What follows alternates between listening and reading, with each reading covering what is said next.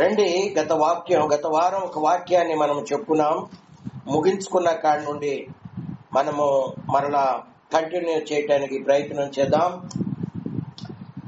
ప్రకటన గ్రంథము 12వ అధ్యాయము మొదటి 4 వచనాలు చదువుతున్నాను.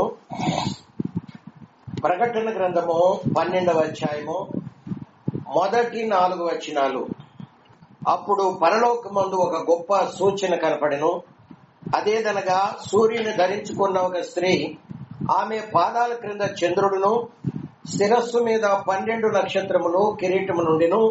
ఆమె గర్భిణీ అయి ప్రసవ వేదన పడుతూ ఆ నొప్పులకు కేకలు వేయుచుండెను. ఇది యోహాను చూసినటువంటి ఒక మొదటి సూచన. ఇప్పుడు 3వ వచనములో 2వ సూచన చూస్తా ఉన్నాడు. అదేంటంటే, అంతటా పరలోకమందు ఇంకొక సూచన కనపడెను. ఇదిగో ఎర్రని మహాఘట సర్పం, దానికి 7 తలలు 10 కొమ్ములు ఉండెను. దాని తలల మీద 7 కిరీటములుండెను. దాని తోక ఆకాశ నక్షత్రములలో 3వ భాగము నీడ్చి వాటిని భూమి మీద పడవేసను. కననయున్న స్త్రీ కనగానే ఆమె శిశువును మృంగివేయవలనని ఆ ఘట సర్పము స్త్రీ ఎదుట నిలుచుండెను. 2 సూచనలు. పద్మాసు ద్వీపంలో యోహానును క్రీస్తు శకం 95వ సంవత్సరంలో ఆయన యేసు ప్రభు ఆరోహణమై వెళ్ళిపోయాడు. క్రీస్తు శకం 33వ సంవత్సరంలో. అయితే ఆ తర్వాత మీరు భూదిగంతాల వరకు వెళ్లి నన్ను గూర్చిన సువార్తను ప్రకటించండి అని చెప్పినప్పుడు వాళ్ళు అక్కడక్కడే కూడుకుంటూ, యెరూషలేములోని ఇంటింట దేవాలయంలో కూడుకుంటూ వాళ్ళు ప్రతిదినము దేవుని ఆరాధిస్తూ, వాళ్ళు రొట్టె విరుస్తూ, అలా దేవుని వాక్యానికి విరుద్ధంగా యేసు ప్రభు వెళుతూ ఆరోహణమే వెళుతూ ఒలీవల కొండ దగ్గరకు తీసుకుని వెళ్లి 500 మందిని, వాళ్ళలో ఈ శిష్యులందరూ ఉన్నారు, మీరు యెరూషలేము నుండి వెళ్ళొద్దు, యోవేలు ప్రవక్త ద్వారా తండ్రి వాగ్దానం చేశాడు, అంచె దినాల్లో ప్రతి ఒక్కరి మీద నా ఆత్మను కృమ్మరిస్తానని. కాబట్టి వాగ్దానం కొరకు కనిపెట్టండి. అసలైనటువంటి ఆత్మ కృమ్మరింపు 7 ఏళ్ల శ్రమల కాలంలో రాబోతుంది. ప్రతి ఒక్కరూ ఆ దినాలలో ప్రవచిస్తారు. ఆత్మను పొందని వాడు, ఆత్మ లేనివాడు అంటూ అక్కడ కూడా మొదటి 3.5 సంవత్సరాలలో శ్రమల కాలంలో పరిశుద్ధులు ఏ ఒక్కరూ ఉండరు. అందరూ ప్రవక్తలుగా లేపబడతారు, అందరూ ప్రవచిస్తారు, అందరూ అన్య భాషలు మాట్లాడతారు, అందరూ కూడా అపవాదిని అంత్యక్రీస్తుని ఎదిరిస్తూ ఉంటారు.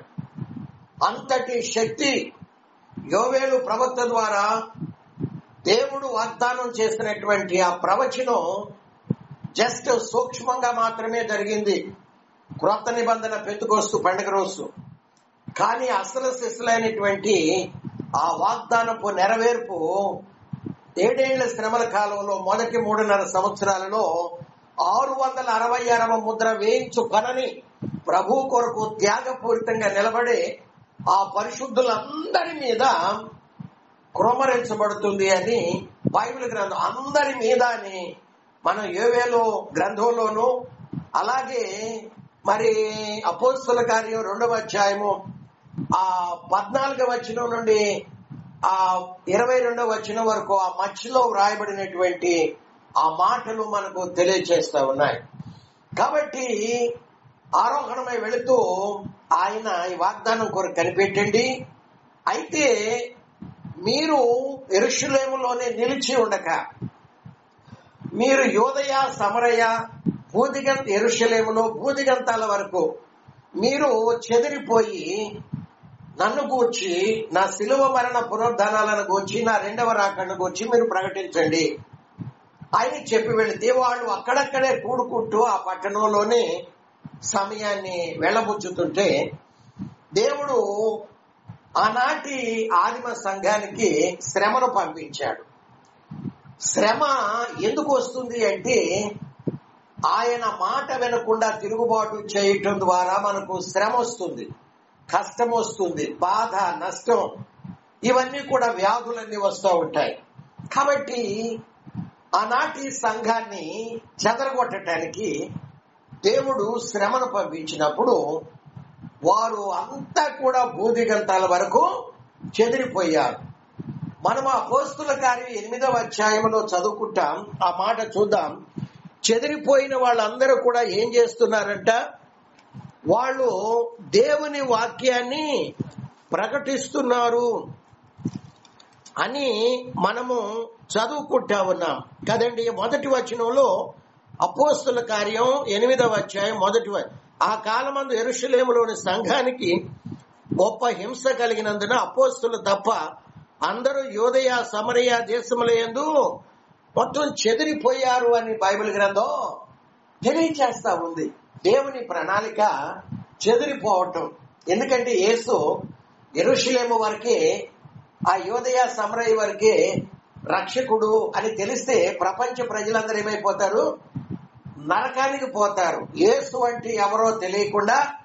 కాబట్టి చెదిరిపోవాలి. ఒక గోతం నిండా విత్తనాలు నింపుకొని ఒక 10 ఎకరాల భూమిలో ఒక కుప్పగా పోసామనుకోండి, ఒకే ఒక చోట ఒక 5 అడుగుల పరిధిలో కుప్పగా పోస్తే అది పంట పండిద్దంటారా?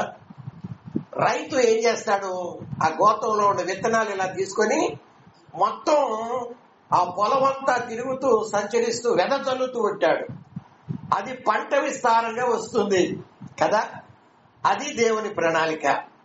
కాబట్టి ఇప్పుడు ఈ యోహాను మరి అందరూ కూడా చెదిరిపోయి సువార్త ప్రకటిస్తుంటే ఈ అపోస్తులుడైనటువంటి యోహాను కదండి, దాదాపు పౌలు కూడా క్రీస్తు శకం 68వ సంవత్సరంలోనే చనిపోయాడు.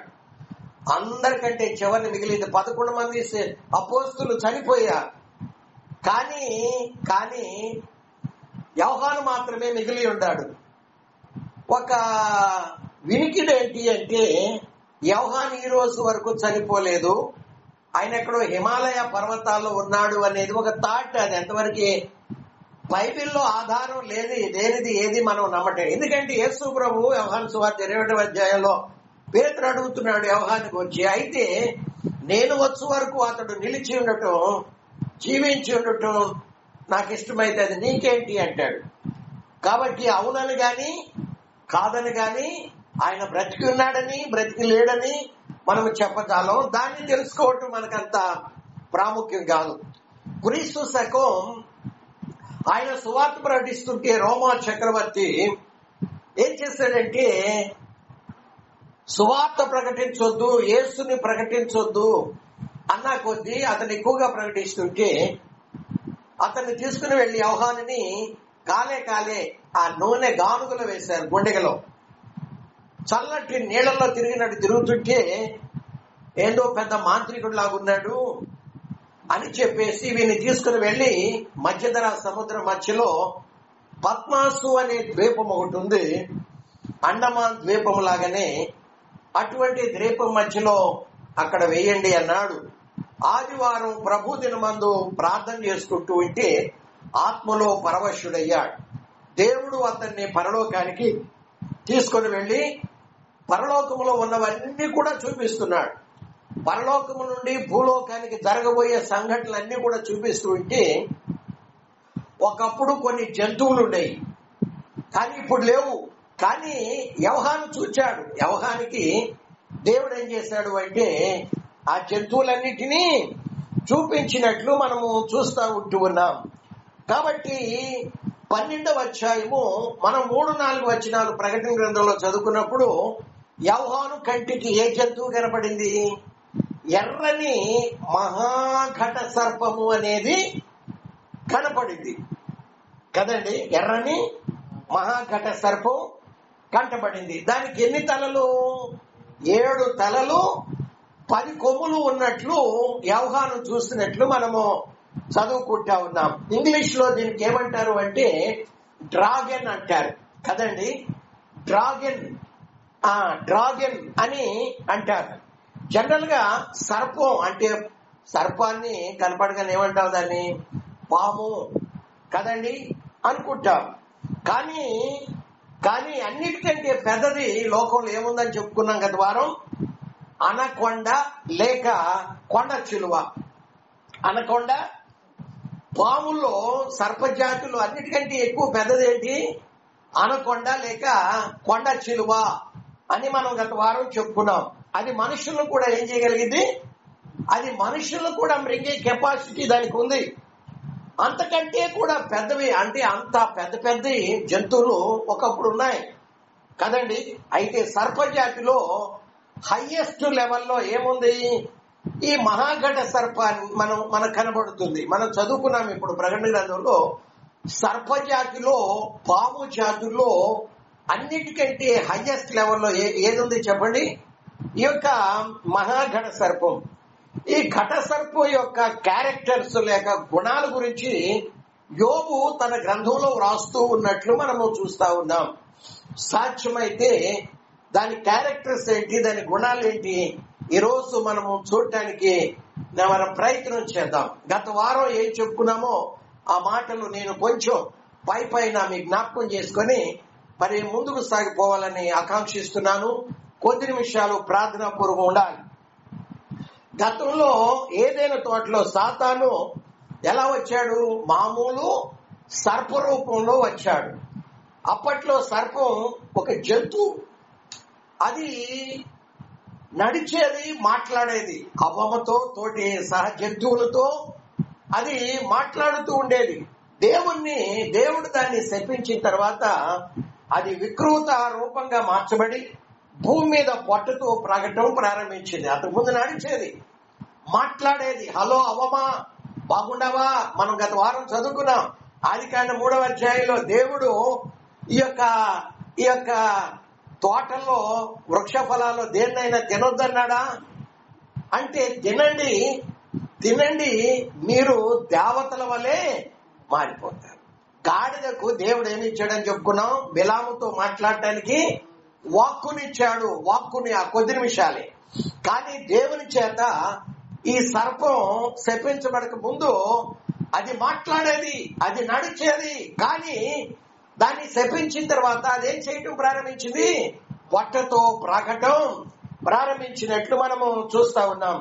సహజంగా దాన్ని చూసామనుకోండి, సర్పాన్ని, పాముని మనుషులు ఏం చేస్తా ఉంటారో దాన్ని చంపటానికి ప్రయత్నం చేస్తారు. చంపారు, చంపుతూనే ఉన్నారు. అది ఒక శాపం. కానీ ఆదికాండం 3వ అధ్యాయంలో మామూలు సర్పంగా ఉంది, కానీ అది ప్రకటన గ్రంథం 12వ అధ్యాయంలోకి వచ్చేసరికి అది మహాఘట సర్పంగా మారిపోయినట్లు మనము చూస్తా ఉన్నాం. అంటే సర్పజాతిలో అది మామూలు స్థితి నుండి హైయెస్ట్ స్థితిలోనికి మారిపోయింది కదండి. దాని శక్తి సామర్థ్యం ఆదికాండం 3వ అధ్యాయం నుండి ప్రకటన గ్రంథం 12వ అధ్యాయం 4వ వచనం వరకు, 3-4 వచనాల వరకు అది దాని శక్తి సామర్థ్యం ఏం చేసుకుంటూ వచ్చింది? అది పెంచుకుంటూ వచ్చినట్లు మనం చూస్తున్నాం. అంటే ఈ 6000 సంవత్సరాలు ఏదేను తోటలో ఆదామవ్వలు పాపం చేసినప్పటి నుండి వాడి తలను మనము చెత్తగొట్టబోతున్నాం కదండి. సంఘము చేత దేవుడు దాన్ని తలనెంచబోతున్నాడు, చిత్తగొట్టించబోతూ ఉన్నాడు. దేవుని స్తోత్రం. యేసయ్య పాదాలు, మన పాదాలు కలిసి ఆ యొక్క మహాఘట సర్పం యొక్క తలను మనము చెత్తగొట్టబోతున్నాం. మన పాదాలు ఎక్కడ ఉండబోతున్నాయి? యేసయ్య పాదాల మీద. మొన్న టీవీలో ఏదో అడ్వర్టైజ్మెంట్ చూశాను నేను. ఆ తండ్రి ఇలా పాపని పట్టుకుని, పాపేమో ఈ మోకాళ్ళ దాకా వచ్చింది. ఆ తండ్రి పాదాల మీద ఆ పాప పాదాలు, 2 పాదాలు తండ్రి పాదాల మీద పెట్టి ఆమె పట్టుకొని నడుస్తా ఉంటే పాప కాళ్ళు కింద కాదు, నడిచేది ఎవరు? ఇద్దరు నడుస్తున్నట్టుంది కదండి. కానీ యాక్చువల్ గా నడిచేది తండ్రే. కానీ ఆ పాప పాదాలు ఎక్కడున్నాయి? తండ్రి పాదాల మీద ఉన్నాయి. మన పాదాలు ఎక్కడ ఉండబోతున్నాయి? తండ్రి అయిన దేవుని పాదాల మీద ఉండబోతుంటే ఆయన పాదాలు లేక యేసు పాదాలు, మన పాదాలు కలిసి ఆ యొక్క మహాఘట సర్పం యొక్క తలను చిత్తగొట్టబోతున్నాయి. దేవునికి మహిమ కలుగును గాక. కానీ మామూలు సర్పాన్ని ఎవరైనా చంపొచ్చు, మామూలు వ్యక్తి. కానీ మహాఘట సర్పాన్ని చంపటం అంత ఈజీ కాదు అని బైబిల్ చెప్తుంది. అందుకే మహాగణ సర్పాన్ని చంపాలంటే ఏ నరుడు వల్ల కాదని ఆ బైబిల్ చెప్తుంది. ఏ మానవుడు కూడా ఆ యొక్క మహాగణ సర్పం చంపలేడు. కానీ దేవుడు ఏం చేయబోతున్నాడు? సంఘము యొక్క పాదాలతో దాని తలను చితగొట్టించబోతూ ఉన్నాడు. దేవునికి మహిమ కలుగునుగాక. ఆదాము సృష్టించబడక ముందు భూమి మీద డైనోసార్లు ఉండేవని మనం చెప్పుకున్నాం. అది మామూలు జంతువు కాదండి. దాని ఎత్తు ఎంత అని చెప్పుకున్నాం మనం గత వారం. 10 అంతస్తుల ఎత్తు ఉంటుంది. కొన్ని 100 మీటర్ల పొడవు ఉంటుంది కదా. ఇప్పుడు మన బిల్డింగ్ ఎన్ని అంతస్తులు అని చెప్పుకున్నాం? ఇది G+3 అంటే ఇది 4 అంతస్తులు. కానీ డైనోసార్ యొక్క అంతస్తు, దాని ఎత్తు ఎంత అంటే 10 అంతస్తులు. అంటే ఈ బిల్డింగ్ కంటే డబల్ కంటే దాంట్లో మరలా సగం, అంటే 2.5 రెట్లు 10 అంతస్తుల ఎత్తు ఎంత ఉంటుందో అంత ఎత్తు ఉంటుంది. దేని దేని దేని దేని దేని ఎత్తు? అది డైనోసార్ ఎత్తు. దాని పొడవేమో కొన్ని 100 మీటర్ల పొడవు ఉంటుంది. అది భూమి మీద నడుస్తుంటే భూమి దడదడా దడదడా దడదడా దడదడా అని చెప్పి అదులుతూ ఉండేది కదండి. ఇప్పుడు మనం గత వారం చెప్పుకున్నాం, ఒక ఇంటి మీద రేకులు వేసామనుకోండి, ఇనప రేకులు, దాని మీద కనీసం కోతి నడుస్తుంటేనే దడదడా దడదడా అనేది. మనిషి నడిస్తే అది మొత్తం ఇరిగిపోయి కూలిపడి కింద పడిపోతాడు కదా. మా పాప ఏమంటూ ఉండేది, మా కారులో పోతా ఉంటే వర్షం పడి అనుకోండి, చిన్న చినుకులు పడితే, ఏంటి డాడీ రేకుల షెడ్ నీది దడదడా దడదడా. ఆ రేకుల షెడ్ ని దేవుడు నాకు ఇచ్చాడమ్మా అంట. దేవునికి మహిమ కలుగునుగాక. దేవునికి స్తోత్రాలు. కాబట్టి భూమి మీద నడుస్తుంటే అది భూమి అంతా కూడా ఎలా ఉండేది? దడదడ. ఏది? డైనోసార్. ఆ టైంలో మనుషుల్ని ఇంకా దేవుడు సృష్టించలేదు కాబట్టి సరిపోయింది. మనుషుల్ని కనుక సృష్టించి ఉంటే మనుషుల్ని అది చీమల్లాగా అది కాళ్ళతో తుక్కుంటా పోయేది. ఇప్పుడు మనం క్రింద పోతుంటే మన కాళ్ళ క్రింద ఎన్ని చీమలు వస్తాయో కదండి. మన కంటికి కనపడతాయి అవి, మన కంటికి కనపడవు. మిడతలైనా కొంచెం కనపడవచ్చేమో కానీ ఇవి కనపడవు. కాబట్టి మనుషులు ఇంకా అప్పటికి సృష్టించబడలేదు కాబట్టి సరిపోయింది. కాబట్టి మనుషులు బ్రతికిపోయారు. లేకుంటే చీమల్లాగా తొక్కుకుంటా అది వెళుతూ ఉండేది. కాబట్టి దేవుని పిల్లలారా, ఈ ఘట సర్పాన్ని డైనోసార్లతో పోల్చి చూడటం అది కరెక్ట్ కాదు. డైనోసార్లతో పోలిస్తే ఘట సర్పం ఎన్నో రెట్లు ఎక్కువ కదండి. ఇందాక మనం దేని గురించి చెప్పుకున్నాము? అని అంటే దేవునికి అనకొండ లేక ఏంటది కొండ చిలువ, అది మనుషులు కూడా మింగేసేది. దానికంటే డైనోసార్ ఎన్నో రెట్లు పెద్దది. అనకొండ అనేది మామూలు సర్పజాతిలో కొద్దిగా పెద్దది, కానీ అది భూమి మీద తిరుగుతూనే ఉండదు. అది భూమి మీద నీళ్ళలో కూడా తిరుగుతూనే. కానీ ఈ డైనోసార్ అనేది 10 అంతస్తులు ఎత్తు. అంటే దాన్ని మీరు కంపేర్ చేయండి. కానీ డైనోసార్ కంటే ఈ మహాఘట సర్పం అనేది ఎన్నో రెట్లు పెద్దది. యోబు గ్రంథం 41వ అధ్యాయంలో మరి మనం కనబడుతుంది ఆ యొక్క మహాఘట సర్పం.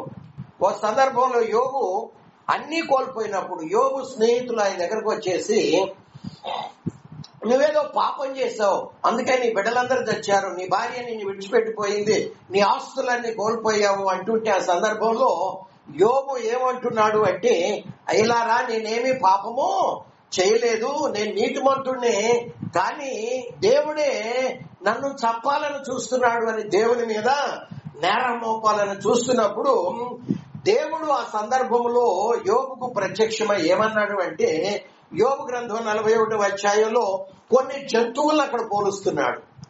కొన్ని జంతువుల్ని, కొన్ని పక్షులను గూర్చి అక్కడ చెప్తూ 41వ అధ్యాయంలో యోబు, ఈ పక్షులు జంతువులు ఉన్నాయి చూసావా, అవి మహా క్రూరమైనటువంటివి, అవన్నీ కూడా నాకు భయపడుతుంటే నీవు నన్ను చూచి నాకు భయపడవా అని మాట్లాడుతూ ఉన్నాడు కదండి. యోబు గ్రంథం 41వ అధ్యాయం మొదటి వాక్యం మనం చదువుకుందాం. యోబు గ్రంథము 41వ అధ్యాయము మొదటి వాక్యం మనము చదువుకుంటే, నీవు మకరమును గాలముతో బయటికి లాగగలవా, దాని నాలుకకు త్రాడు వేసి లాగగలవా? మీరు తర్వాత చదువుకోండి అధ్యాయము మొదటి నుండి చివరి దాకా టోటల్ గా ఒక 11వ వచనం కదండి, ఒక 30వ వచనం తప్ప మిగిలిన వచనాలన్నీ కూడా ఈ మకరాన్ని గూర్చి బైబిల్ గ్రంథంలో వ్రాయబడి ఉంది. ఆ మకరాన్ని గూర్చి దేవుడు యోబుతో మాట్లాడుతూ వస్తున్నాడు అనమాట. దాని క్యారెక్టర్స్ గురించి, దాని గుణగణాల గురించి, దాని లక్షణాలను గురించి ఆయన యోబుకు తెలియజేస్తూ, ఇటువంటి మకరం, ఇటువంటి మహాఘట సర్పం నాకు భయపడుతుంటే నీవు నన్ను చూచి భయపడవా అని మాట్లాడుతూ ఉంటాడు. ఈ మకరం గూర్చి మకరము అంటే మొసలి కదండి, లేక తిమింగలం.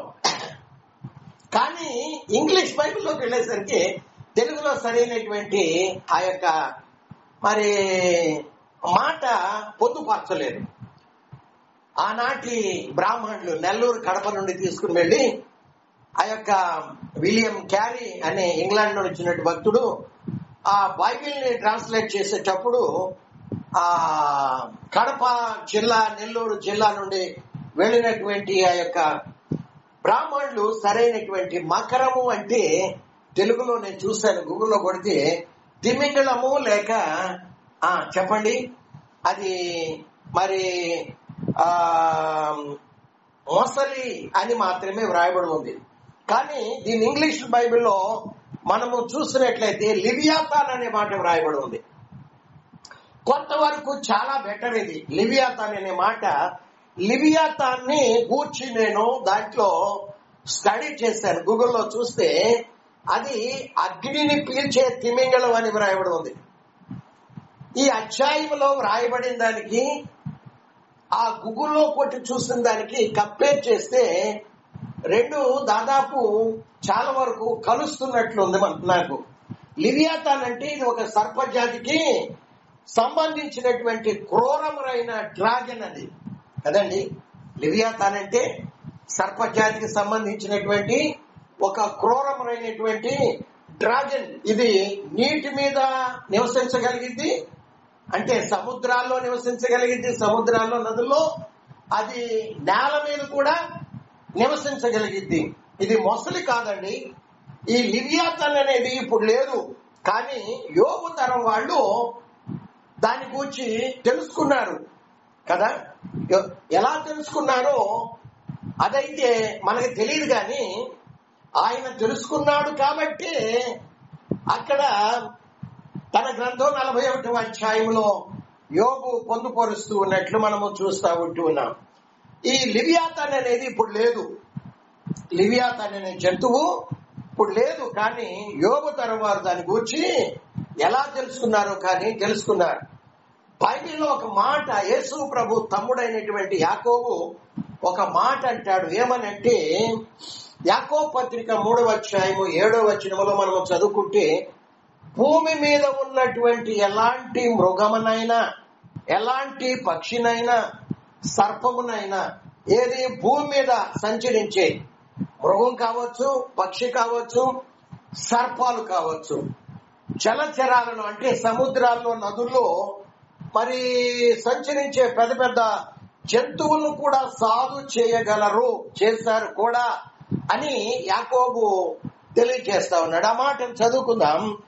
యాకోబు రాసిన పత్రిక 3వ అధ్యాయము, యాకోబు రాసిన పత్రిక 3వ అధ్యాయము 7వ వచనములో మనము చదువుకుంటే, 7వ వచనములో మృగాలలో, పక్షుల్లో, సర్పజాతుల్లో, జలచరాలలో ప్రతి జాతియు నరజాతి చేత అంటే మానవుల చేత సాధు చేయను కదండి, సాధు చేయజాలను, సాధు కాజాలను, సాధు ఆయను అని బైబిల్ గ్రంథం మనకు తెలియజేస్తా ఉంది కదా.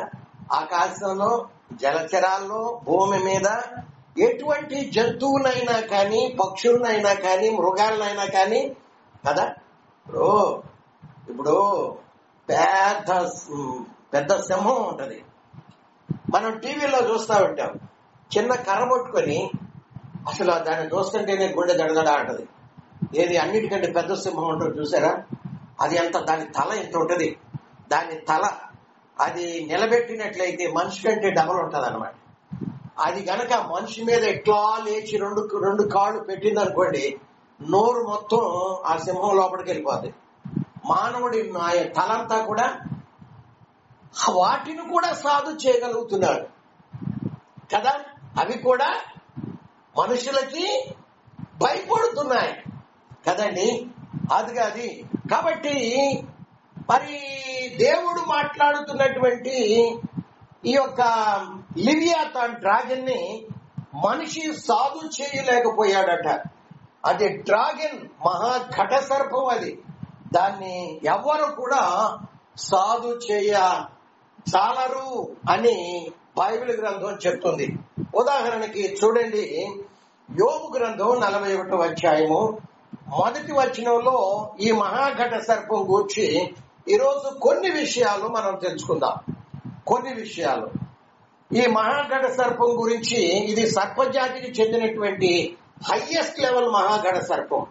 అయితే 41వ అధ్యాయము యోబు గ్రంథం 31 నుండి 34 వచనాల వరకు మనం చదువుకుంటే దాని క్యారెక్టర్స్ గురించి, దాని గుణాల గురించి వ్రాయబడి ఉన్నాయి. అక్కడ మనం చదువుకుందాం. యోబు గ్రంథం 41వ అధ్యాయము 31 నుండి 34 వచనాల వరకు మనము చదువుకుంటే, కాగు మసలునట్లు కదండి. కాగు, ఈ అధ్యాయం అంతా ఎవరిని గురించి వ్రాయబడి ఉంది? ఈ లివియాథాన్ని గురించి వ్రాయబడి ఉంది. కాగు మసలునట్లు మహాసముద్రమును అది పొంగ చేస్తుందట. సముద్రమును తైలము వలె చేస్తుంది. అది తాను నడిచిన త్రోవలో తన వెనుక ప్రకాశింప చేయును. చూచిన వారికి సముద్రం నెరసిన వెంట్రుకలుగా తోస్తుందంట. అది భయములేనిదిగా సృజించబడింది. అండర్లైన్ చేసుకోండి. భూమి మీద దాని వంటిదేదియూ లేదు. అది గొప్ప వాటి అన్నిటినీ తిరస్కరించును.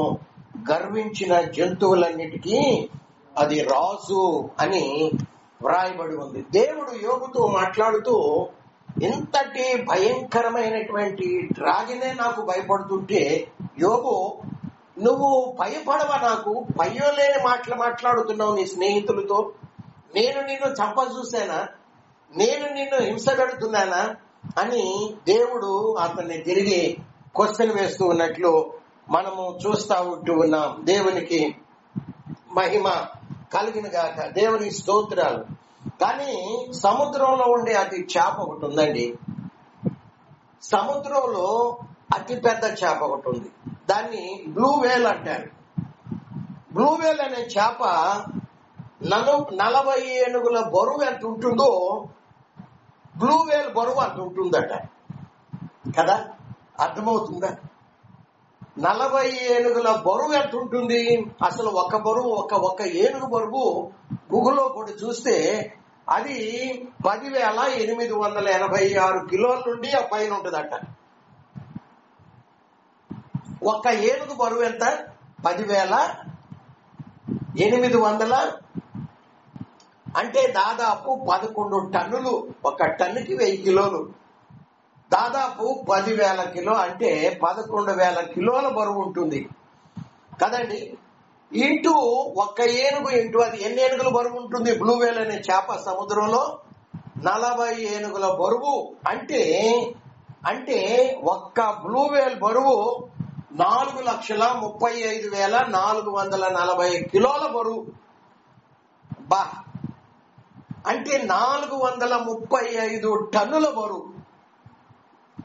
మనం ఆదివారం వచ్చిందంటే 1 కిలో మటన్ తెచ్చుకుంటానికి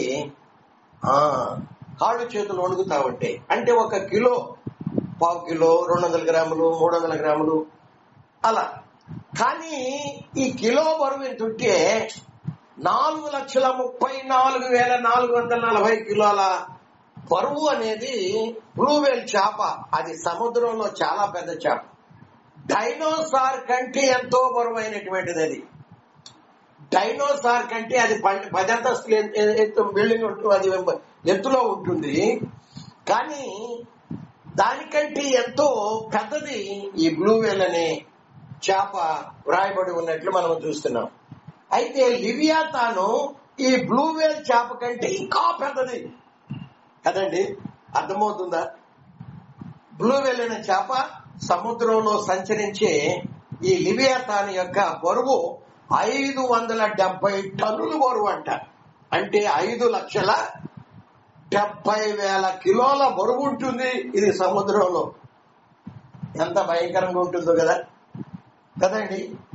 కాబట్టి బ్లూ వేల్ కంటే కూడా ఈ యొక్క లివియాతాన్ బరువు 570 టన్నుల బరువు, 78 మీటర్ల అది పొడవు ఉంటుందట. 258 అడుగుల ఎత్తు ఉంటుందట. దేవునికి మహిమ కలుగును గాక. కాబట్టి దేవుని పిల్లలారా, కానీ లివియాతాను అనేది సముద్రంలో వెళుతున్నప్పుడు యోబు గ్రంథం 41వ అధ్యాయం 31-32 వచనాలు మనము చదువుకుంటే, అది సముద్రంలో వెళుతున్నప్పుడు 31-32 వచనాలు.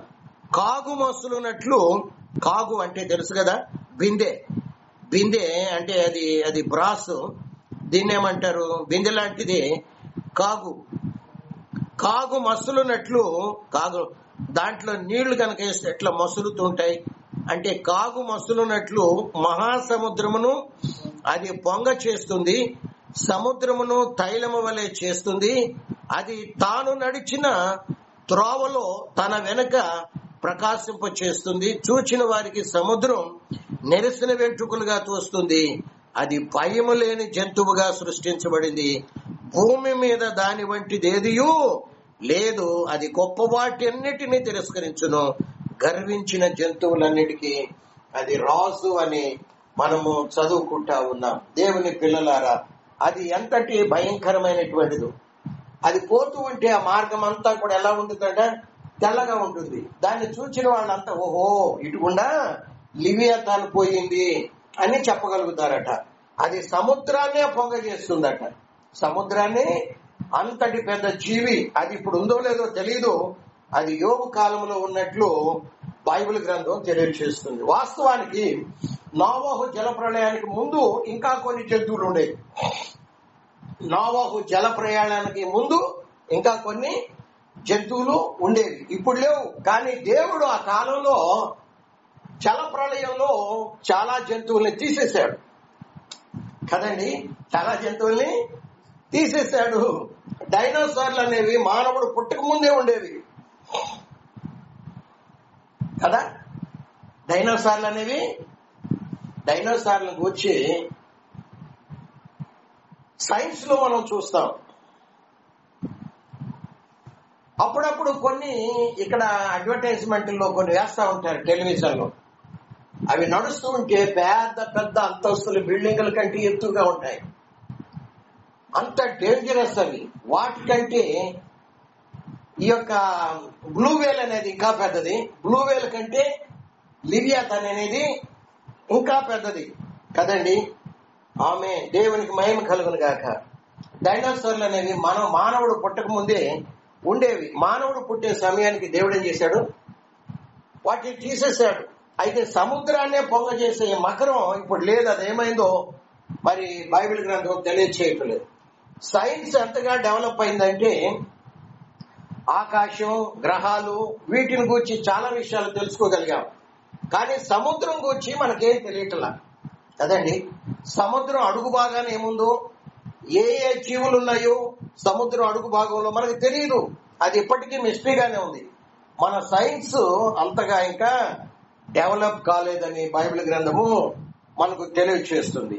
అయితే దేవుడు ఏమంటున్నాడంటే, యోబు గ్రంథం 41వ అధ్యాయం 31-34 వచనాల వరకు అది అప్పుడప్పుడు భూమి మీద కూడా వచ్చిందట. ఏది లివియాతాన్ అనేది అప్పుడప్పుడు సముద్రంలో ఉంటూనే అప్పుడప్పుడు ఏం చేస్తూ ఉండేది, భూమి మీద కూడా వస్తూ ఉండేది అట కదండి. భూమి మీద కూడా వస్తూ ఉంటూ అది తుమ్మితే వెలుగు ఎలా ఉంటుందట, దాని కళ్ళు అది అది అది అది తుమ్మితే ప్రకాశించుద్ది. ఎందుకంటే దాని నోట్లో నుండి అగ్ని వచ్చింది, నిప్పు కణాల వలె ఉంటుందని 18వ వచనం నుండి 21వ వచనం వరకు మనం చూస్తా ఉన్నాం. చూడండి, యోబు గ్రంథం 41వ అధ్యాయము 18వ వచనం నుండి, అది అప్పుడప్పుడు భూమి మీదకి వచ్చింది, అది తుమ్మితే వెలుగు ప్రకాశించుద్దంట. దాని కన్నులు ఉదయకాలపు కనురెప్పల వలె ఉంటాయి, దాని నోట నుండి జ్వాలలు బయలుదేరతాయి, అగ్ని కణాలు దాని నుండి లేస్తాయి. ఉడుగుచున్న కాగులో నుండి, జమ్ము మంట మీద కాగుచున్న బాణలో నుండి పొగలేచినట్లు దాని నాసికారంధ్రములో నుండి అటువంటి పొగ మంట లేస్తా ఉంటదని, దాని ఊపిరి నిప్పుల్ని రాజు పెడుతుంది, దాని నోట నుండి జ్వాలలు బయలుదేరతాయి, దాని మెడ బలమునకు స్థానము, భయము దాని ఎదుట తాండవమాడుచుండును. భయానికే భయం పుట్టించిందంట. అది భయము దాని ఎదుట. దాని ప్రక్కల మీద మాంసం దళంగా ఉంది, అది దాని ఒంటిని గట్టిగా అంటి ఉన్నది, అది ఊడి రాదు. దాని గుండె రాతి వలె గట్టిగా ఉంది, అది తిరుగటి క్రింద దిమ్మంత కఠినం. అది లేచినప్పుడు బలిష్ఠులు భయపడతారు, అధిక భయము చేత వారు మైమరుతురు. 26వ వచనంలో, దాన్ని చంపటానికి ఒకడు ఖడ్గము దూయుట వ్యర్థమే, ఈటెలైనను బాణములైనను పంట్రకోలైనను అక్కరకు రావు. అది ఇనుమును గడ్డిపోచగా ఎంచుతుంది, ఇత్తడిని పుచ్చిపోయిన కర్రగా ఎంచుతుంది. బాణము దాని పారదోల జాలదు, వడిసెల రాళ్లు దాని దృష్టికి చెత్తవలె ఉంది. దుడ్డు కర్రలు గడ్డి పరకలుగా ఎంచబడినో, అది వడిగా పోవచ్చుండు, ఈటెను చూచి నవ్వుతుంది అని మనము చదువుకుంటా ఉన్నాం. దేవుని బిడ్డలారా, సమయం అయిపోయింది. వచ్చే వారం ప్రభు చిత్తమైతే దీని గురించి మనం ఒక కంక్లూషన్ కు రావటానికి ప్రయత్నం చేద్దాం. తలలు వంచుదాం. దేవుని సన్నిధానములో ఆ గ్రేట్ రెడ్ డ్రాగన్ గురించి బైబిల్ గ్రంథంలో వ్రాయబడి ఉంది. తెలుగు బైబిల్లో మకరము అని మాత్రమే వ్రాయబడి ఉంది, కానీ ఇంగ్లీష్ బైబిల్లో లివియాథాన్ అనేది డైనోసార్ల కంటే పెద్దవి. బ్లూవేల్ చేప 4,34,440 కిలోల బరువు ఉంటుంది. డైనోసార్లేమో 10 అంతస్తుల ఎత్తు, బిల్డింగ్ అంత ఎత్తు ఉంటుంది. కానీ ఈ బ్లూవేల్ అనేది సముద్రంలో ఉంటూ 4,34,440 కిలోల బరువు ఉంటుంది. కానీ దాన్ని మించింది ది గ్రేట్ డ్రాగన్, అది గొప్ప ఘట సర్పము అని ప్రకటన గ్రంథం 12వ అధ్యాయం 3-4 వచనాలలో యోహాను తెలియచేస్తా ఉన్నాడు. దాని బరువు బ్లూవేల్ కంటే కూడా ఇంకా 570 టన్నుల బరువు ఉంటుందట. అంటే 5,70,000 కిలోల బరువు ఉంటుంది. అది అప్పుడప్పుడు భూమి మీదకి వస్తుంది. అది తుమ్మితే నోట్లో నుండి, నాసికారంధ్రం నుండి పొగ వచ్చినట్లు ఆ యొక్క నిప్పు కణాలు బయటకు వస్తాయని, దాన్ని ఎవడో చంపజాలడో, దాన్ని చూచిన వాళ్ళకి భయానికే భయం పుట్టించిందట. అది ఎంత భయంకరమో. అది ఏదైనా తోటలో ఆదామవ్వల కాలంలో సర్పం యొక్క శరీరాన్ని వాడు తీసుకున్నాడు. కానీ వాడు రాను రాను సర్పజాతుల్లో హైయెస్ట్ లెవెల్లో ఉన్నటువంటి ఘట సర్పాన్ని ఎందుకు తీసుకున్నాడంటే, సర్పాన్ని అయితే ఎవడైనా మామూలు మనిషి చంపగలుగుతాడు. కాబట్టి ఈ యొక్క లివియాథాన్ ఘట సర్పం యొక్క జాతిని ఏ మానవుడు చంపలేడు అని దాన్ని తీసుకున్నట్లు మనము చూస్తా ఉన్నాం. అటువంటి భయానకమైనటువంటి మహాఘట సర్పాన్ని దేవుడు మానవుడు చంపలేకపోవచ్చు అని బైబిల్ చెప్తుంది. కానీ సంఘము దాని తలను చితగొట్టబోతుంది. దేవుడు తన గ్రంథంలో మన కొరకు వ్రాయించాడు.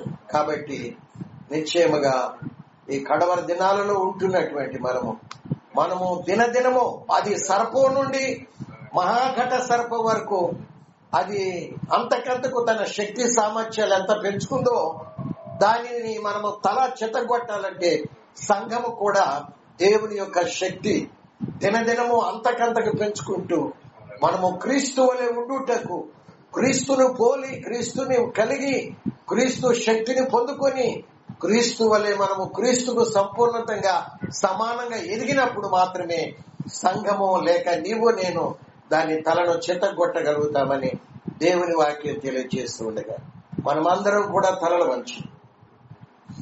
తలలు వంచి ఒకసారి మన జీవితాలను పరిశీలన చేసుకుందాం.